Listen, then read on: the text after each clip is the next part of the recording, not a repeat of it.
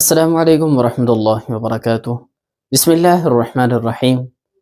ناظرین و سامعین، امید ہے آپ خیریت سے ہوں گے اور انتہائی دلچسپی کے ساتھ آپ یہ جو عربی کورس ہے اس کو دیکھتے بھی ہوں گے اور سمجھنے کی کوشش بھی کرتے ہوں گے۔ ناظرین و سامعین، ہم اپنے اگلے سبق کی طرف بڑھیں گے۔ اگلی جو صورت ہے وہ ہے سورۃ الناس کے، جس کا ہم نے انتخاب کیا ہے۔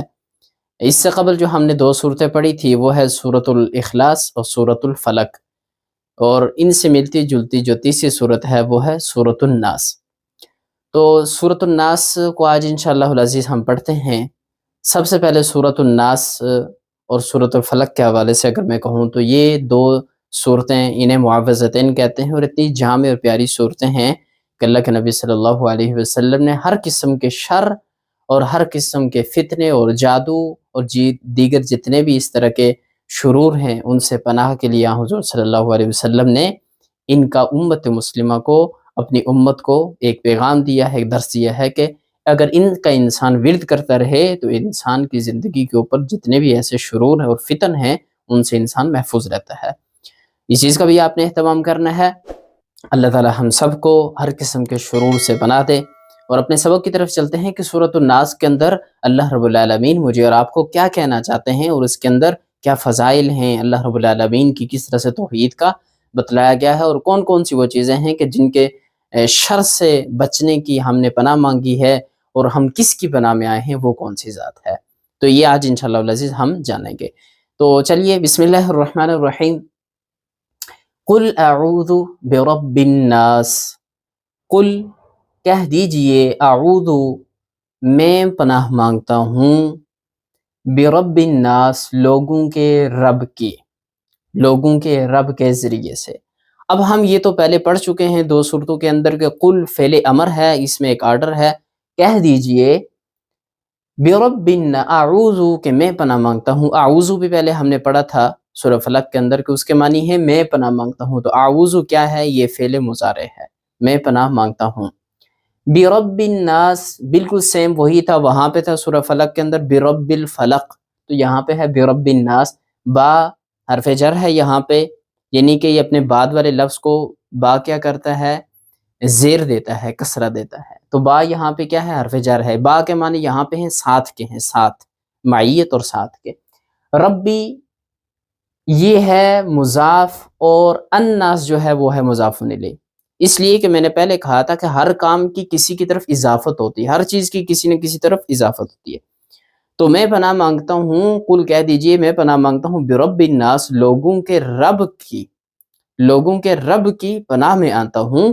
تو لوگوں کے رب تو کا آ گیا نا، یہاں پہ جو نسبت ہے وہ رب کی نسبت الناس کی طرف ہے، تو رب کیا ہے؟ مضاف ہے، جس کی اضافت ہے وہ مضاف ہوتا ہے، اور جس کی طرف ہے وہ مضاف الیہ ہے، یعنی اس کی طرف اضافت ہے، تو یہاں پہ رب کیا ہے؟ مضاف ہے، اور الناس کیا ہے؟ مضاف الیہ۔ تو مضاف الیہ دونوں کو ملا کر ہم یہ کہیں گے کہ یہ کیا ہے؟ یہ با جو حرف جر تھا اس کے لیے کیا ہے؟ مجرور ہے، اس کے لیے کیا ہے؟ مجرور ہے۔ پہلی آیت تو ہو گئی بالکل کلیئر۔ دوسری آیت ملک الناس، ملک یہ کیا ہے؟ یہ مضاف ہے، اور الناس کیا ہے؟ مضاف الیہ۔ ملک ویسے اسم ہے، ٹھیک ہے، ملک کے معنی ہے بادشاہ، الناس لوگ، تو ملک الناس لوگوں کے بادشاہ کے۔ اب اس کا پچھلے جملے کے ساتھ کیا تعلق ہے؟ تو جتنے بھی قواعد اور ضوابط اور نحو اور صرف کے جتنے بھی مفسرین ہیں وہ یہ کہتے ہیں کہ یہ یا تو پھر پچھلے جملے کی ایک صفت ہے، یعنی کہ پیچھے ہم نے جو پڑھا تھا رب، یہ جو اگلی والی آیت ہے یہ تو یا اس کی صفت ہے یا اس کا پھر کیا ہے؟ بدل ہے۔ وہ اس طرح سے ترجمہ چونکہ ہم اس طرح سے کریں گے کہ کہہ دیجئے، قل کہہ دیجئے، اعوذ میں پناہ مانگتا ہوں برب الناس لوگوں کے رب کی، لوگوں کے رب کی۔ کون سا رب؟ اس رب کی مزید صفت بیان کی گئی یا اس کا بدل ہے ملک الناس، کہ وہ رب کے جو لوگوں کا کیا ہے؟ بادشاہ ہے، وہ رب کہ جو لوگوں کا کیا ہے؟ بادشاہ ہے، تو میں اس کی پناہ میں آتا ہوں۔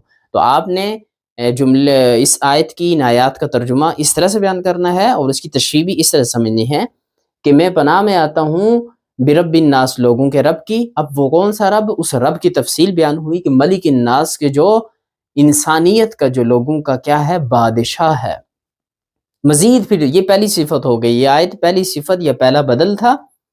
اب پھر اس لیے کہ دیکھیں نا، رب الناس، ربی، اس کے نیچے کیا آئی ہے؟ زیر آئی ہے، یعنی کہ وہ جو اعراب اور وہ جو سارے کے سارے زبر زیر پیش کا تسلسل تھا، وہ جو پچھلے جملے کے اندر نا برب الناس، تو وہاں پہ رب الناس تھا، تو یہ ملک الناس ہے۔ گویا کہ اس کے اوپر بھی با جو حرف جر تھا پچھلے جملے کے اندر، اس نے بھی کیا کیا ہے؟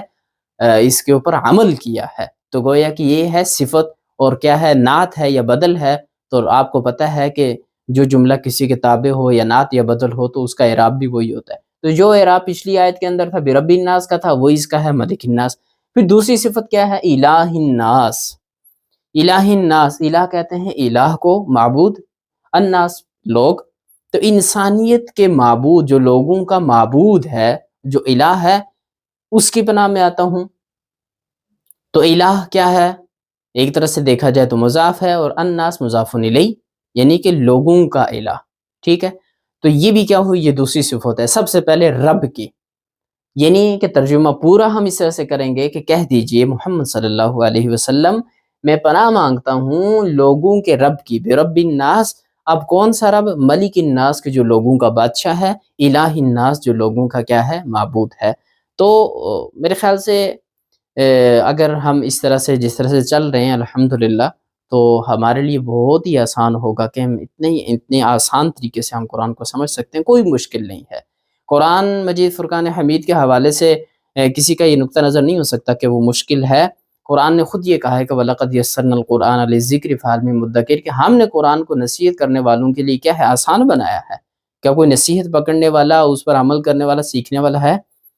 تو یہ اللہ رب العالمین کی طرف سے تو بالکل واضح اعلان ہے کہ قرآن آسان ہے۔ تو آپ تسلسل کے ساتھ اس ہمارے ولاگ کو دیکھتے رہیے، اور اگر آپ کو ولاگ پسند آتا ہے اس کو لائک کریں، کمنٹ کر سکتے ہیں آپ، اس میں کوئی مزید آپ نے کوئی رائے دینی ہو سبق کے حوالے سے، اور پھر آپ اس کو دیگر جتنے بھی احباب ہیں ان کے ساتھ شیئر کر سکتے ہیں۔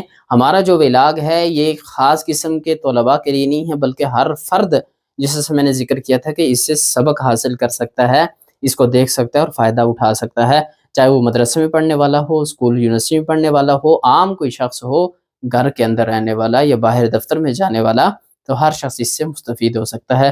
اللہ رب العالمین ہمارے اس عمل کو قبول فرمائے، وما توفیقی الا باللہ۔